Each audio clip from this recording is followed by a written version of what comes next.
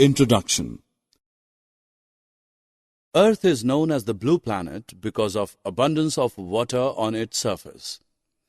In fact, 70% of Earth's surface is covered by water. However, in summer, everyone talks of shortage of water. Strange, isn't it?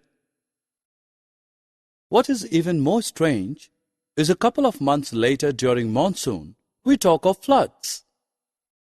In this lesson, we will learn about the effects of droughts and floods on Earth.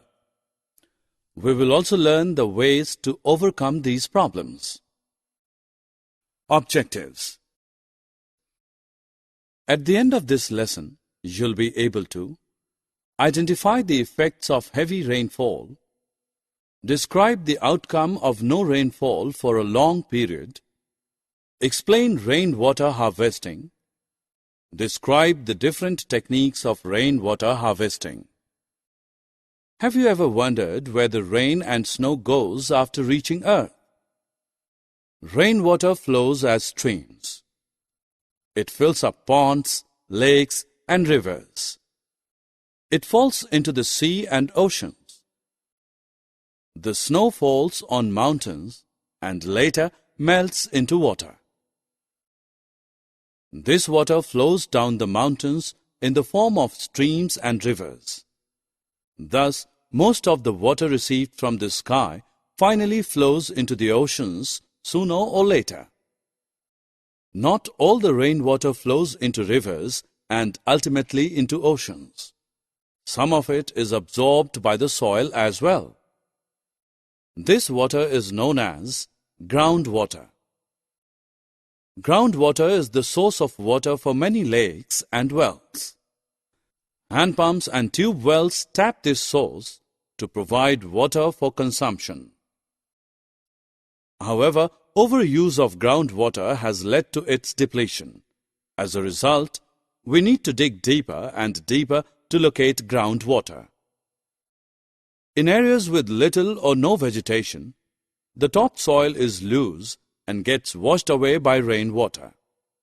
Such areas get covered with concrete. As a result, there is reduced seepage of rainwater into the ground. This also contributes to reduction in groundwater. Students, select the correct answer from the options given. In our country, most of the rainfall occurs during June, July, and August. It gives us respite from the hot and humid summer. Sowing of many crops depends on monsoon. But what will happen if it rains heavily? Excessive rainfall leads to a rise in the water levels of ponds, lakes, and rivers, causing them to overflow. Such an overflow of these water bodies beyond their normal limits is known as floods. Floods destroy crops and cause damage to property and life. Floods triggered by heavy monsoon rains are an annual feature in India. Have you ever thought what will happen if it does not rain for a very long period?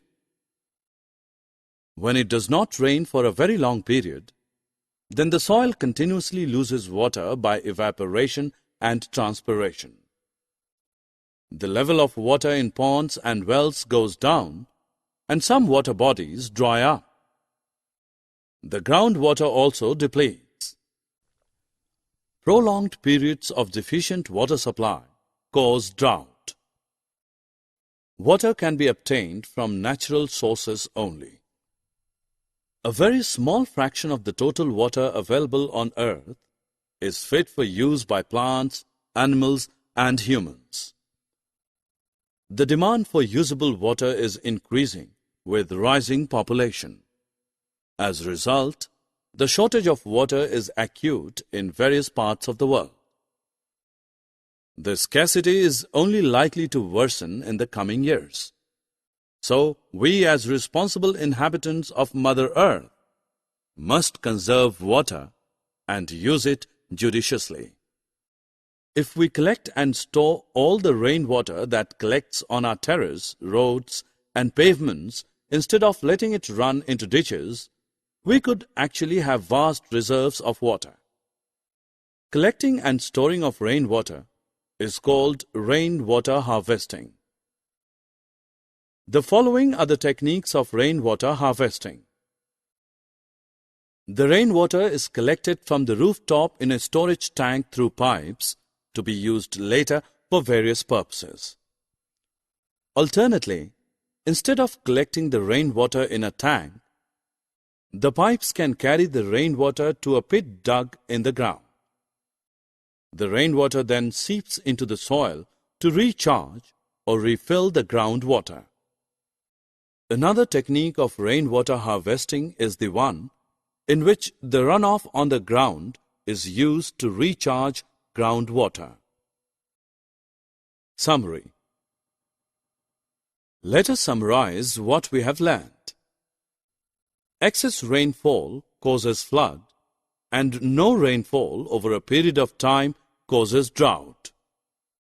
The amount of usable water on earth is limited, so it needs to be used wisely.